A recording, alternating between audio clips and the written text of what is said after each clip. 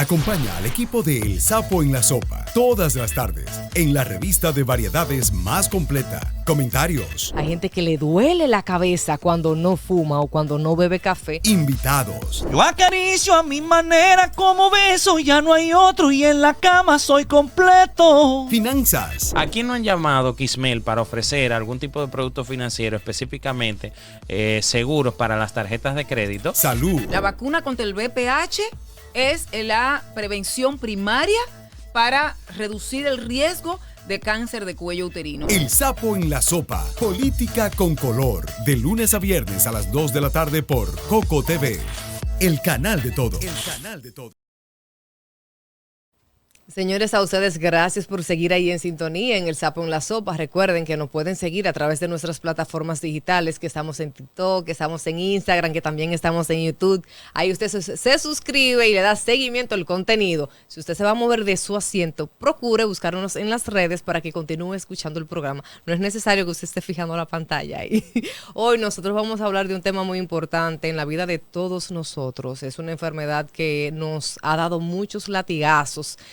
No solamente aquí en la República Dominicana, sino a nivel mundial. Tenemos que crear esa conciencia, tenemos que documentarnos, no podemos nunca cansarnos. Octubre está buenísimo que se hable de cáncer, pero entiendo que el año completo nosotros tenemos que hablar de cáncer.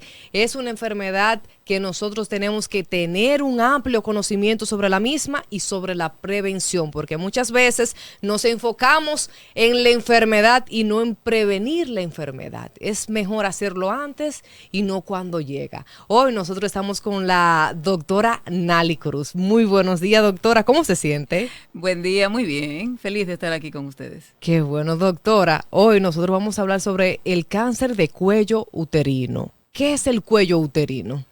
Interesante. El cuello uterino es la estructura del útero o de la matriz que se expone y que es visible a través de la cavidad vaginal. Es una estructura que mide aproximadamente entre 2 y 3 centímetros y desafortunadamente representa la 4ª causa de muerte por cáncer en la mujer en el mundo. 500,000 de mujeres fallecen al año por cáncer de cuello uterino. Y es una estructura que mide aproximadamente 3 centímetros, como te decía, y que es una de las 2 enfermedades que son prevenibles, de los cánceres que son prevenibles. Entonces, el útero es una estructura que tiene 3 partes. El cuerpo, que es donde se guardan los bebés en la época de la gestación o del embarazo. De igual manera, bueno, aquí tenemos el útero, el cuerpo del útero, y es la parte más superior. El istmo, que es la parte que se va estrechando, y el cuello del útero, que tiene 2 partes importantes, que es el orificio cervical interno, que es la parte que se comunica con la cavidad uterina, y el orificio cervical externo, que es a través de donde sale el flujo menstrual, en las mujeres que están en la época menstrual todavía, en las mujeres en edad reproductiva. Esta estructura tiene como finalidad expandirse y dar paso al bebé, al producto, en el momento del parto o del alumbramiento. Esta estructura, que solamente mide 3 centímetros, tiene como finalidad cerrarse tanto el orificio interno como externo en la etapa del embarazo, con la finalidad de evitar que el niño o que el agua que hay dentro de el amnio, como se llama, dentro de la matriz o del cuerpo del útero, se salga, y en segundo lugar, abrirse, como yo decía previamente, en el momento del alumbramiento. ¿Cuáles serían las causas para que el cuello uterino vaya desarrollando un cáncer? Bueno, los factores son múltiples. De hecho, la génesis del cáncer es multifactorial. Pero específicamente en cáncer de cuello uterino, los factores de riesgo más importantes son haber iniciado la primera relación sexual antes de los 18 años, que es cuando se alcanza la madurez del órgano reproductor femenino. En segundo lugar, tener múltiples parejas sexuales, porque eso te expone a la infección por el virus del papiloma humano, que es un virus que es el responsable del 90% de los cánceres de cuello uterino. Otro de los factores de riesgo es la pobreza. el estatus socioeconómico bajo. ¿Por qué? Porque las mujeres que son pobres, que tienen muchos hijos y que no tienen un buen ingreso económico, antes de ir al médico, pues tienen prioridad, ¿verdad? De la manutención de sus hijos, de la escolaridad, de la comida diaria, obviamente. Y la pobreza es uno de los factores de riesgo. Tener múltiples hijos, o sea, tener 4 o más hijos, es un factor de riesgo también para cáncer de cuello uterino.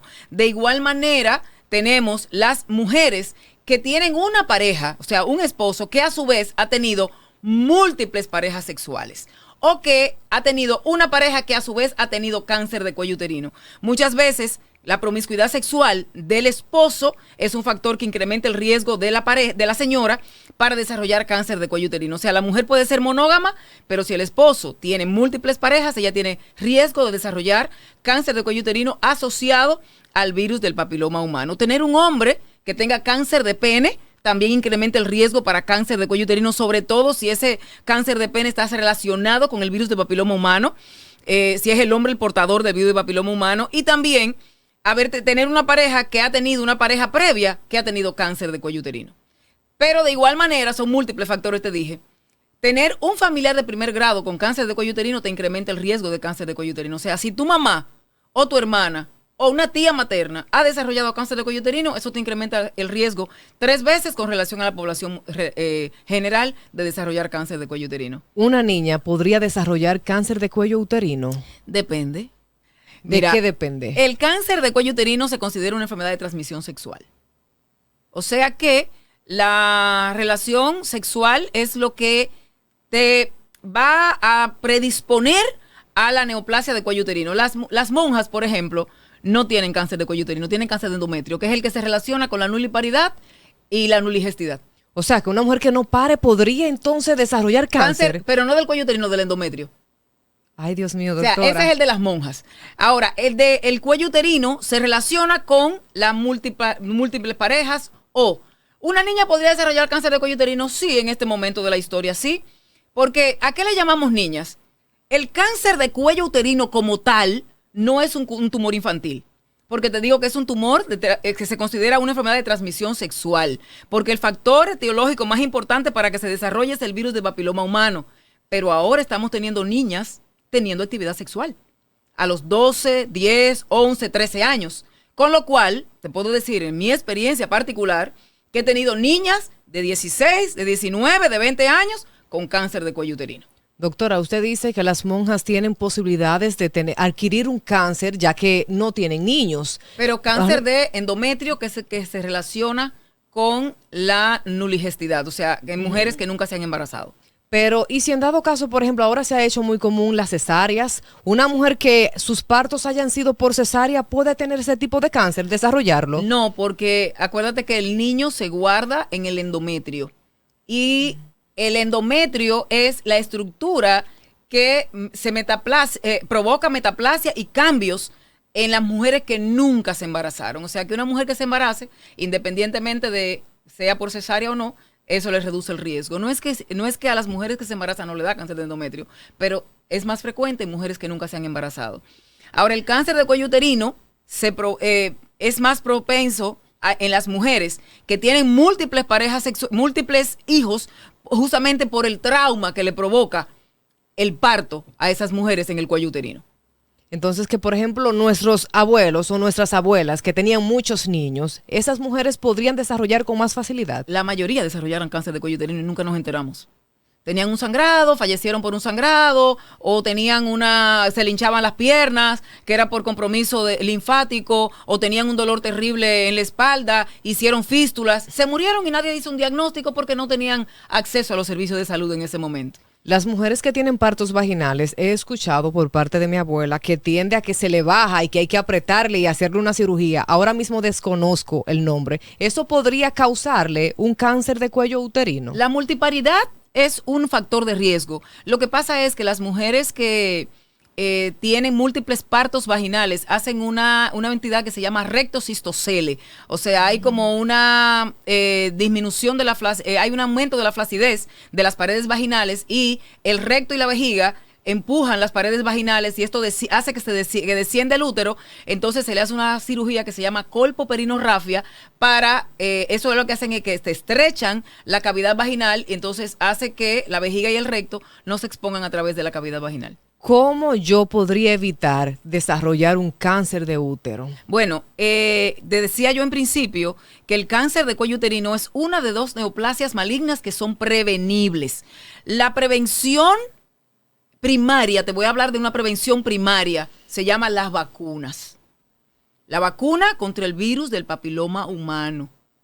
La vacuna contra el VPH es la prevención primaria para reducir el riesgo de cáncer de cuello uterino. Ahora, la prevención, que debía haberlo invertido, la prevención primaria debería ser conservarse para una sola pareja, elegir una pareja que sea monógama, que nunca haya tenido pareja previamente, cosa que es un poco difícil ahora porque los jóvenes de hoy día entienden que el sexo es un deporte, desafortunadamente, y eso ha traído consigo muchísimas enfermedades y el cáncer de cuello uterino es uno de ellos. Lo que los hombres se olvidan es que el cáncer de pene también puede ser uno de los cánceres que está en boga ahora en pacientes jóvenes, que estamos viendo cada vez un número mayor y es también por la infección del virus de papiloma humano.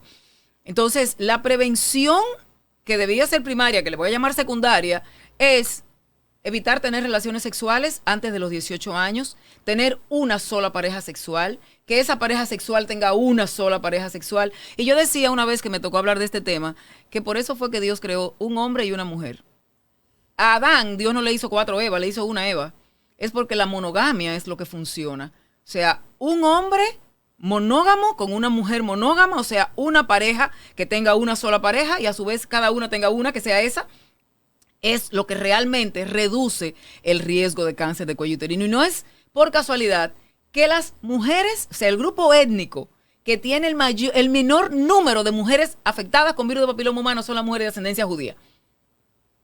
Entre la población judía es casi nula el cáncer de cuello uterino, porque esas mujeres son monógamas y los maridos son monógamos y ellos se hacen circuncisión desde al 8º día de nacer. Entonces, eso reduce el riesgo de cáncer de cuello uterino. Ellos son la población étnica del mundo que tiene el menor número de mujeres con cáncer de cuello uterino. Usted platicaba sobre la vacuna. Si yo me vacuno, entonces nunca me va a dar cáncer de cuello uterino. No necesariamente. ¿Y cómo me da? Bueno, es que tengo para decirte que el virus de papiloma humano es un virus que tiene más de 300 cepas. Y la vacuna que tiene el mayor número de cepas es la polivalente, que tiene para 9 cepas. Entonces, el hecho de que te vacunes no significa que puedes estar siendo promiscua, porque la promiscuidad sexual es el factor de riesgo más importante para el desarrollo del cáncer de cuello uterino asociado al virus de papiloma humano.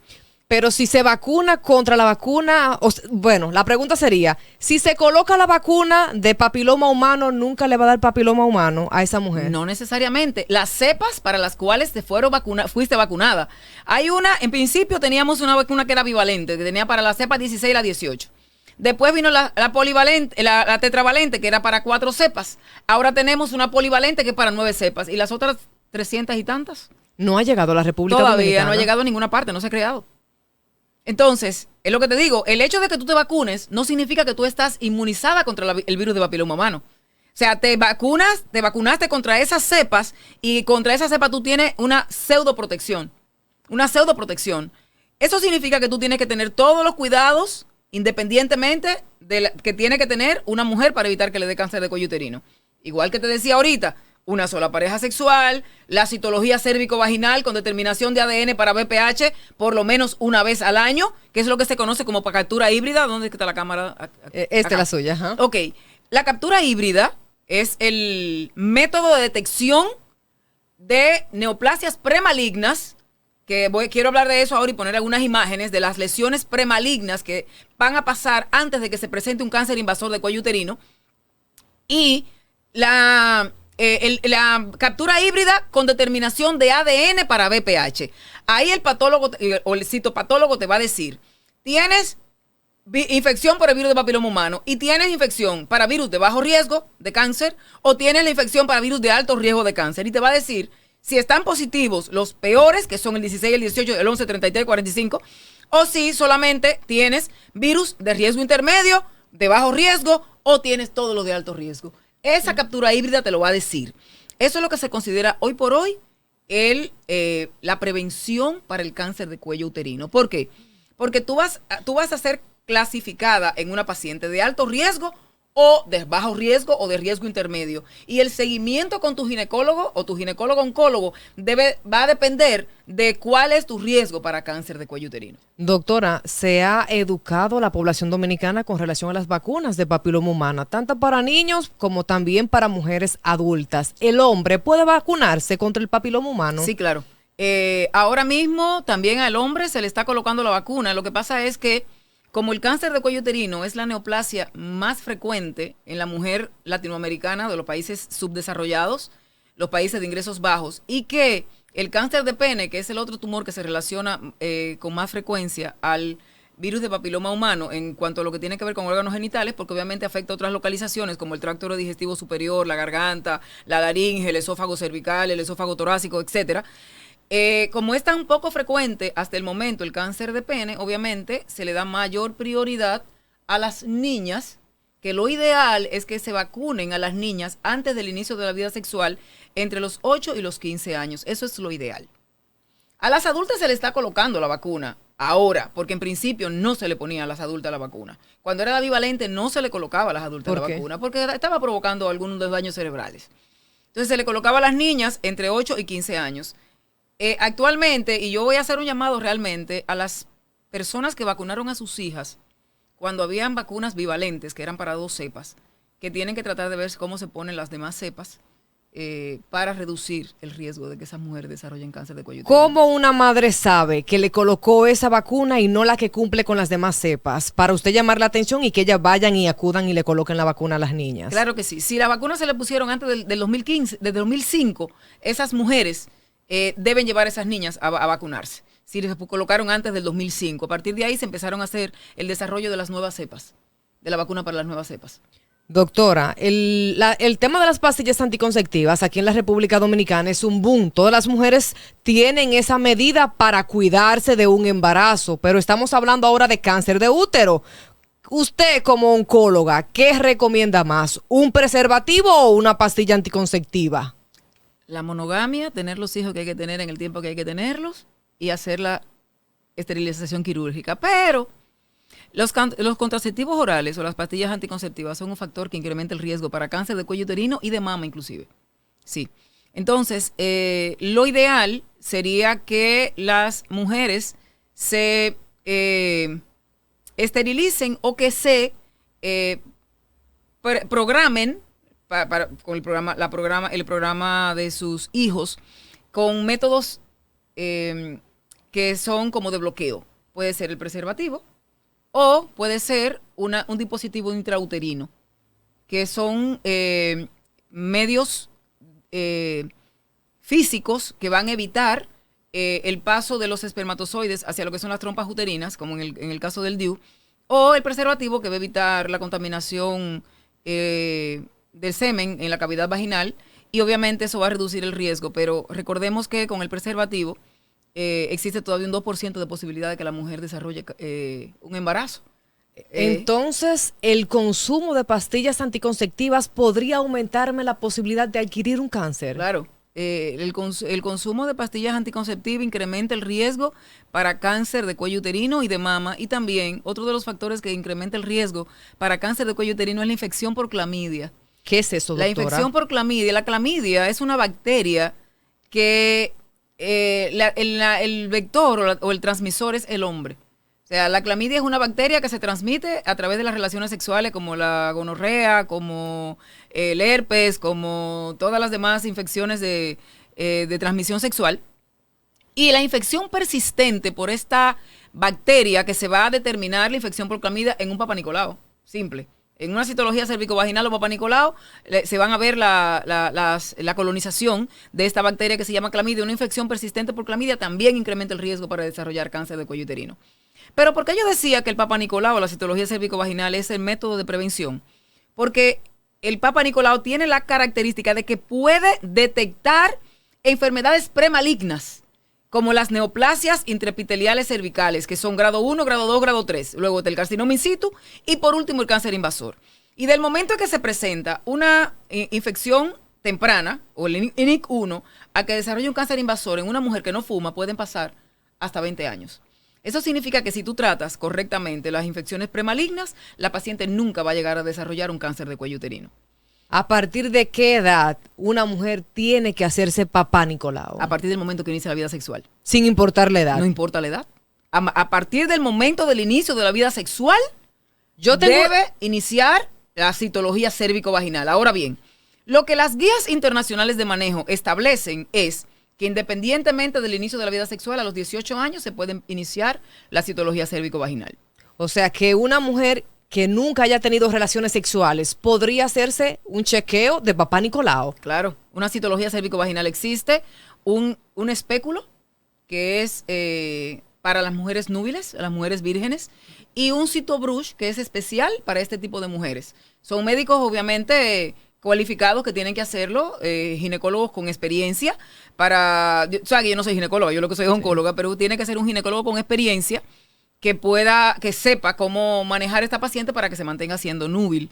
Pero sí, sobre todo en pacientes que han tenido varios novios, porque se ha encontrado en los últimos años que el virus de papiloma humano también se encuentra en una buena cantidad en la saliva. O sea, que con el beso se puede transmitir el virus de PPH. Doctor, hay muchas ginecólogas que realizan papá Nicolau durante el embarazo, algunas hasta cuando está muy pequeñito, los primeros meses, y hay embarazadas alarmadas. ¿Se podría o no se podría darle un seguimiento a verificar si existe cáncer o no durante el embarazo? Claro que sí. De hecho, hay mujeres que tienen cáncer de cuello uterino y embarazo.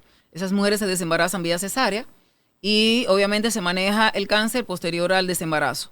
Cuando el cáncer se detecta en la etapa inicial del embarazo, entonces, bueno, obviamente la ley nuestra impide que la mujer pueda abortar, ¿verdad? Eso es una ley, pero sin embargo, si el embarazo está muy temprano, normalmente se produce un aborto espontáneo por el mismo cáncer, generalmente. Y por otro lado, si la paciente llega con un embarazo a término, obviamente se desembaraza por vía cesárea y luego empieza su tratamiento para cáncer.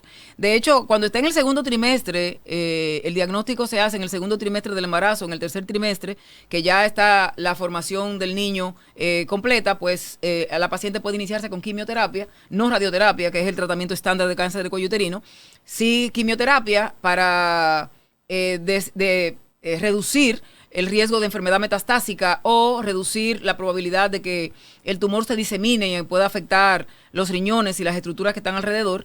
Y posteriormente al desembarazo, pues se le hace el tratamiento estándar, que es radioterapia. Una mujer embarazada y con cáncer que no quiera someterse al tratamiento, ustedes como oncólogo, ¿qué seguimiento le darían? Bueno, nosotros le mandamos al psiquiatra. Acuérdate que el tratamiento oncológico es multidisciplinario. Y dentro del equipo de tratamiento están los psicólogos, los psiquiatras, el psicooncólogo, el médico internista, obviamente en el caso de una mujer embarazada, el obstetra tiene que entrar dentro del campo porque obviamente se categorizaría como un embarazo de alto riesgo inmediatamente. Y también, obviamente, todo el demás equipo de tratamiento, pero entre ellos se manda a psicología, psicooncología o psiquiatría a la paciente, porque obviamente una mujer joven con un cáncer que no quiera tratamiento, hay que mandarla a la psiquiatra porque ella no sabe lo que está haciendo. ¿No afectaría el tratamiento a la criatura durante el embarazo? Depende de la etapa del embarazo. Si está en el segundo y tercer trimestre del embarazo, que ya pasó la etapa de la organogénesis, como nosotros decimos, y el niño está formado y solamente es crecimiento hasta el desembarazo, puede iniciarse el tratamiento de quimioterapia. Hay medicamentos de quimioterapia que se pueden poner en mujeres embarazadas. De hecho, también se hace cuando se diagnostica un cáncer de mama en una mujer embarazada. Se le inicia la quimioterapia si ya está en el segundo trimestre del embarazo. ¿Se cura el cáncer de útero? Depende del estadio clínico en el que se diagnostica. Pero antes de eso, yo quiero ver que me pongan unas imágenes que traje para que veamos las lesiones premalignas, que es lo que el ginecólogo observa cuando hace una colposcopía a una mujer que tiene una alteración en el Papa Nicolau. Hay 5 ya la tenemos aquí, lesiones, doctora. exactamente. Podemos mirar en la primera imagen a la izquierda está lo que es la neoplasia interepitelial cervical grado 1 o temprana. En la segunda imagen ya estamos viendo un mayor compromiso del cuello uterino, y en la número 3 ya hay un compromiso completo del cuello uterino con la neoplasia interepitelial cervical. A partir de ahí ya está lo que es el carcinoma in situ, que es el que vemos arriba. Y por último ya está el carcinoma invasor. Pero del momento del NIC 1 al momento del NIC 4, del NIC 3 o del carcinoma in situ, pueden pasar hasta 20 años. No así en una mujer que fuma. Porque si es una mujer fumadora con una neoplasia interepitelial cervical grado 1, asociado a BPH, esa mujer en un año o menos pudiera desarrollar un carcinoma invasor. Porque obviamente el tabaquismo le confiere agresividad a las células de esas lesiones premalignas. Las células van a tener mutaciones adicionales y la paciente va a tener un progreso a un carcinoma invasor mucho más rápido. He escuchado pacientes que tienen cáncer de útero y dice, yo lo tengo, me tomo los medicamentos, pero es como si no lo tuviera a lo largo del tiempo. Ese paciente podría tener una sanación total. Claro, se pueden curar. Si el cáncer se diagnostica en estadios tempranos, estadio 1, estadio 2, tiene curación. A partir del estadio 3, que se divide en A, B, C, 3A, 3B y 3C, ya la probabilidad de curación se reduce a menos de un 30%. Y en el estadio 4, dependiendo de si es 4A, que también es más o menos 25 a 30%, pero si es un 4B, que ya el cáncer se ha ido a órganos como los pulmones, el hígado, obviamente la curación es nula. La probabilidad de sobrevida a 5 años menos del 5%. Entonces va a depender la curación del momento en que se diagnostica el cáncer. Ahora, la respuesta a tu pregunta es la siguiente. La persona que tiene la mayor probabilidad de tener cáncer es una persona que ha tenido cáncer previamente.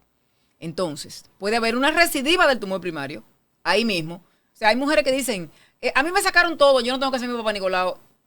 Y te sacaron el útero, no era porque estaba sano. Te lo sacaron porque tenías un problema. O sea, tú tienes probabilidad de desarrollar un cáncer en la cúpula vaginal, en la parte que te pusieron para tapar para dividir el abdomen de lo que es la cavidad vaginal, tienen que cerrar arriba. Entonces, en esa zona que se cierra, que se llama cúpula vaginal, ahí tú puedes desarrollar un cáncer. Y lo veo diario. Mujeres que se hicieron una histerectomía por un NIC 1, NIC 2, hace 20 años, nunca más volvieron al médico y vienen con un cáncer de cuello uterino.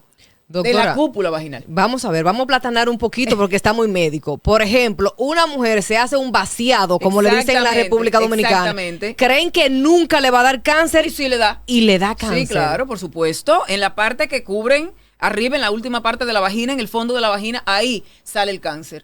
A ninguna mujer le quitan un útero sano. Cuando a una mujer le quitan un útero es porque hay un problema. Entonces esa mujer tiene que tener un seguimiento estrecho con su ginecólogo para toda la vida. No se puede olvidar. Y si una mujer tuvo un cáncer de cuello uterino, con más razón, por lo que te decía ahorita, la persona que tiene la mayor probabilidad de tener cáncer es una gente que ya ha tenido cáncer. Porque ya tiene la predisposición genética, ya tiene la predisposición personal.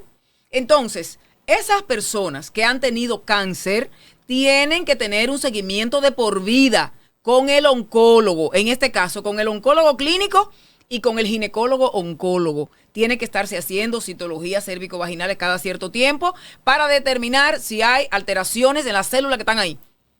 ¿Por qué? Porque en el momento que aparezcan esas alteraciones hay que hacer una biopsia y si el cáncer volvió, hay que volver a tratarla para volver a curarla.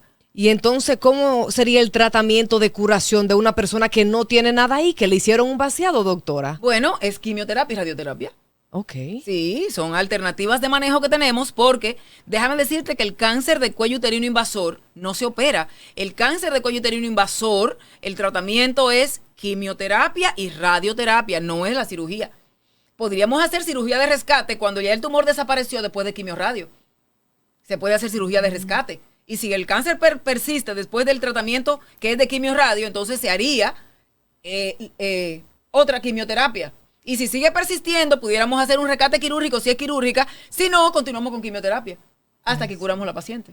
Doctora, el tema es sumamente Sí, interesante. la verdad. Qué bueno que usted esté aquí para orientar a la población dominicana. Aquí hay muchos tabúes con relación al cáncer, hay mucha falta de información y no necesariamente porque los médicos no informen, sino porque a veces hay poco interés también de nosotros como población enterarnos de las cosas que realmente tenemos que enterarnos. Así es. Estamos muy entretenidos en otro tipo de contenido y no directamente en lo que vale la pena, que se repita su visita, que venga con frecuencia, que nos oriente más y que aprendamos más. ¿Dónde usted se encuentra? Horario de trabajo, oficina, todo para consultar con la doctora. Bueno, yo estoy en la dirección médica del Instituto Oncológico Regional del Cibao, aquí en la Pedro Francisco Bueno número 33. También estoy en el Centro de Radioterapia del Cibao y en la consulta privada en la suite 609 de la Plaza de Clínica Corominas.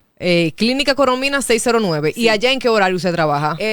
Después de las 4 de la tarde, martes, miércoles y jueves. ¿Y todo por cita o el paciente puede ir solo? El paciente puede ir martes, miércoles, jueves, después de las 4 de la tarde en la suite 609 de la Plaza Corominas. Estoy en la mañana en el oncológico y en la tarde temprano en el Centro de Radioterapia del Cibao. Está bien. ¿Y en la Coromina todo tipo de seguro? Sí. Todo tipo de Perfecto. seguro. Señores, a ustedes gracias por seguir ahí en sintonía. Qué bueno que usted se haya empapado de todas estas informaciones, comience a leer, comience a documentarse, comience a empaparse de estos temas que nos favorece a todos tener conocimiento. Y yo crecí escuchando a mi abuela que el saber no pesa. Hoy yo tengo salud, hoy yo estoy bien, mi familia también está bien. Pero somos marineros y en el mar andamos. Vamos a documentarnos, vamos a aprender de estas informaciones. Pásela bien, nosotros aquí nos encontramos mañana nuevamente a la misma hora por el mismo canal. Chaito pues.